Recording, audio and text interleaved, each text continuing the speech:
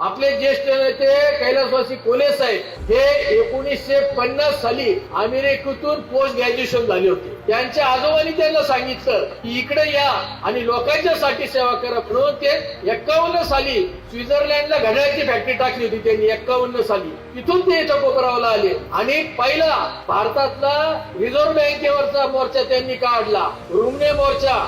तेव्हापासून शेतकऱ्यांचं व्याजदर कमी झालेलं आहे. इथं जे शेतकरी आहे त्या शेतकऱ्यांचं जे पहिल्यांदा जे बिल यायचं शेतीच्या पंपाचं त्यावेळेस साहेबांनी आंदोलन केलं, मीटर फेको आंदोलन. गोदावरीच्या पुलावरून त्यावेळेस आपण मीटर खाली फेकले आणि त्यावेळेसपासून horse power 3 horse power 5 horse power 7.5 horse power आणि 10 हॉर्स पॉवर अशा मोटरीला त्या ठिकाणी फिक्स बिल यायला लागलेलं आहे. अशा आंदोलन त्या ठिकाणी साहेबांनी केले आणि एक विकासाची गंगा या ठिकाणी आणली, कॉलेजेस काढले.